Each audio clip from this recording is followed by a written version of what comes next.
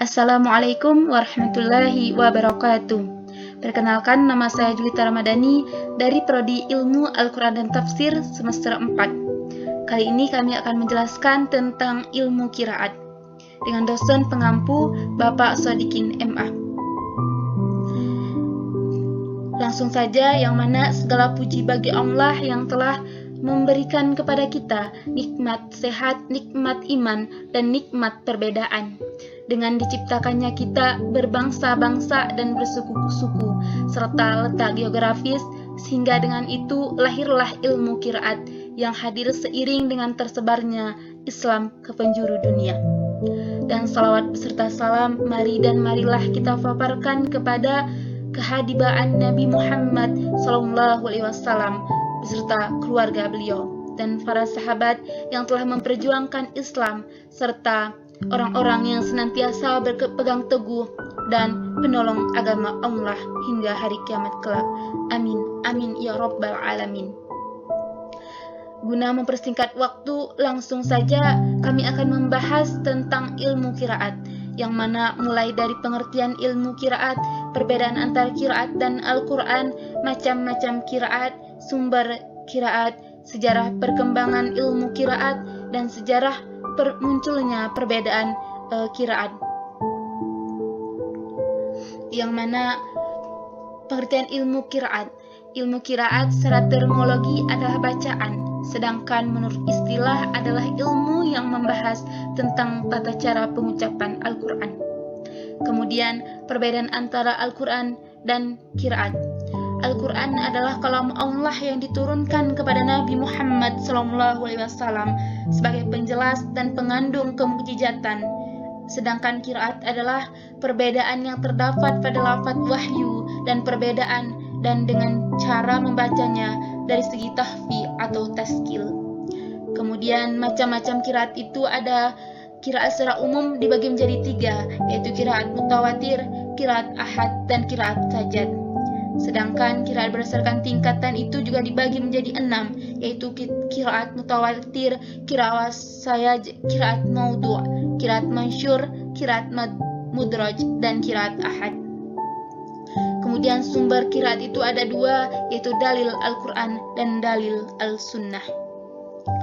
Dan adapun sejarah perkembangan qiraat pada masa sahabat dan pada masa Nabi dan sahabat, yang mana ini adalah periode pertama, merupakan periode pertumbuhan qiraat, yang mana qiraat diperkenalkan oleh Nabi Muhammad SAW sendiri dalam bentuk lisan, sebagaimana yang telah diajarkan oleh malaikat Jibril alaihissalam.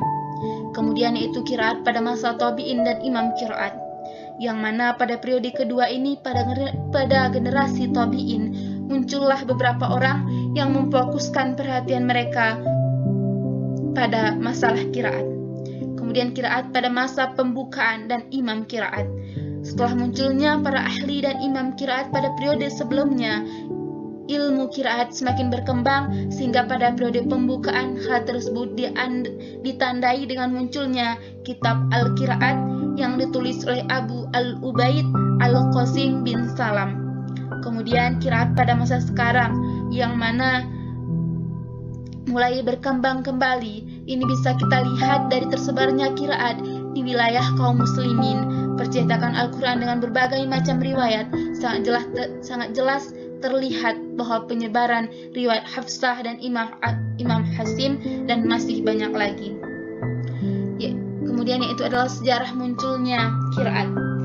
Yang pertama, faktor internal, yaitu perbedaan qiraat yang diajarkan oleh Nabi Muhammad SAW, yaitu dan perbedaan turunnya Al-Quran dan tidak adanya atau tanda berhenti.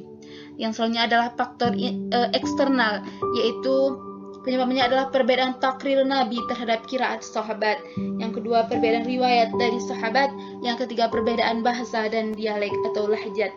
Kemudian aspek-aspek perbedaan qiraat.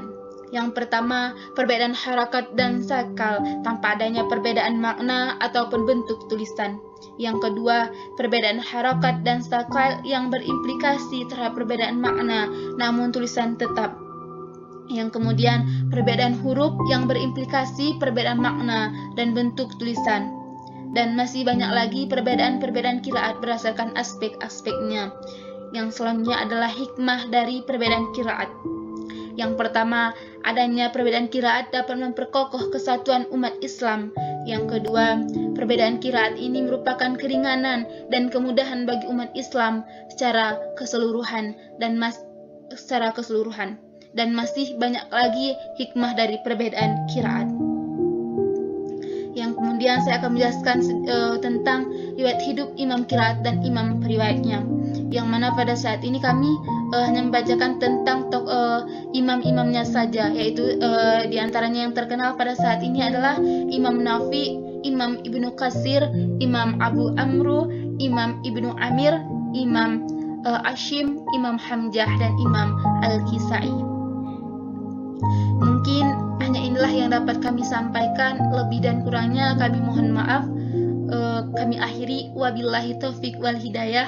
Assalamualaikum warahmatullahi wabarakatuh.